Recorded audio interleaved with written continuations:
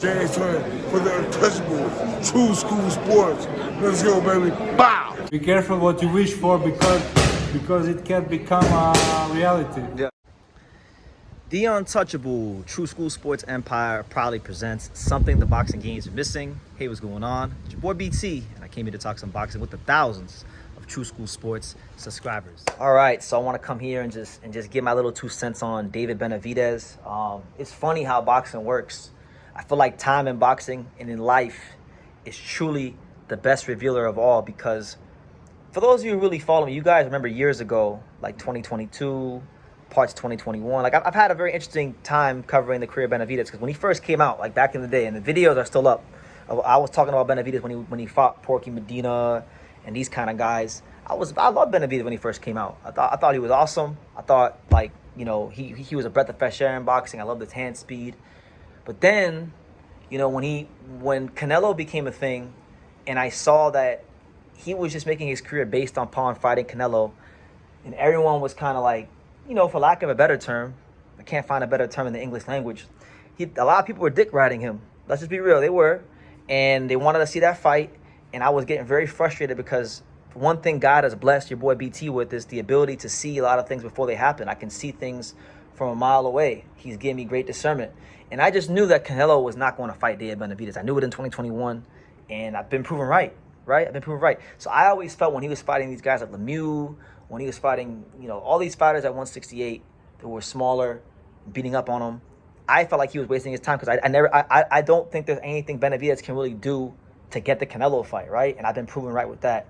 So I used to criticize him a lot. Plus, you know, he had that incident where he missed weight, and the WBC moved him up to light heavyweight. You know, he was a #1 contender. His team asked the WBC to be reinstated back to the 168 rankings, and he didn't fight Benavidez. And I classified it at that time as a duck, right? So that being said, my thoughts on Benavidez are so much different now, because I always wanted to see him at light heavyweight. Before he left 168, he fought Caleb Plant, right? Top fighter, you know, former world champion. Before he left 168, he fought the guy that Canelo Alvarez avoided for years in multiple weight classes, Demetrius Andrade, and beat the brakes off of him in what was like 6 rounds. So that to me put his stock with me at an all-time high. And since then, he's fought Alexander Gvozdyk, former lineal champion, in his light heavyweight debut. And then he fought Dave Morrell, you know, one of the most dangerous fighters in and around his weight, a guy that, you know, fighters aren't exactly willing to fight right now. And even Benavidez could have fought lesser guys and played the I'm bigger than you, the A side, B side game, but he didn't do that. And I think what he's shown me is that he is what he says he is, and he is what a lot of his fans said he is, a real fighter that's just down to fight anybody. So to be honest with you, in the last like 4 fights he's had, I've now arrived back at how I used to feel about Benavidez when he first came out, and those videos are still on True School Sports. So it's not like I didn't like Benavidez. Now I'm like, man, you know what? This is like, he's actually like kind of like one of my favorite fighters, to be honest with you, because, you know, he's not in boring fights. He throws a lot of punches.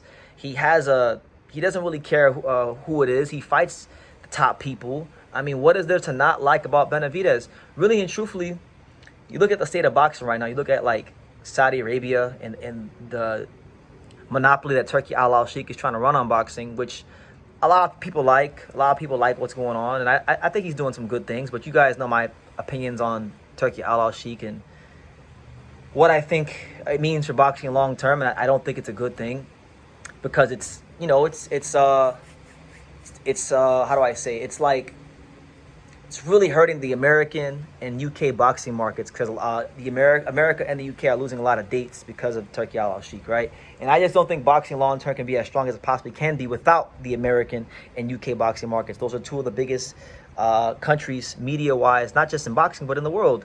And I think for boxing to be at its best, you need places like America and the UK to be in a healthy space. And Turkey Al Sheikh and his presence will never allow that to happen, right?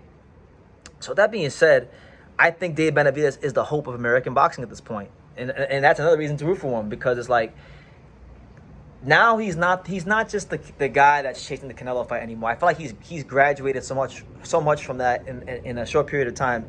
now he's built some value in his career, and now I feel like he's starting to become a guy that is a standalone attraction. You know, he doesn't need to call out other fighters because he's a standalone attraction. People understand that Dave Benavidez, when he fights, it's must-see TV. People understand the principle that Dave Benavidez will fight anybody, anywhere, any place, anytime. And he justified that with the Morrell fight. So, yes, I'm putting it on him. He is the hope of American boxing. And now, look at Benavidez. He's in a position now where he can fight the winner of Beterbiev Bivol. And I think, honestly, there's great reason to believe that he can beat both those guys. If it's Bivol, I think Bivol is probably the more winnable fight because I think David will have familiarity with him from sparring, and I think he's a guy that Benavidez can stop.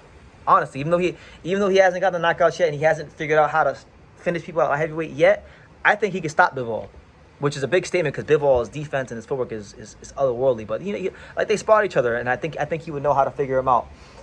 Beterbiev, I've always said that I think Beterbiev can beat Benavidez, and I still might slightly lean towards him. But let's just be real for a second. If we're just removing our feelings, boxing history tells us that if Benavidez and Beterbiev fights, that Benavidez will come out on top because the natural progression of things is that the older guy towards the end of his career fights the younger guy in his prime or close to his prime, and the younger fighter normally prevails. So if Beterbiev were to beat Benavidez, it would actually add to his greatness in such a way where he's doing something that almost doesn't happen in boxing, where an older man at the end of his career beats the younger guy in his prime or close to his prime.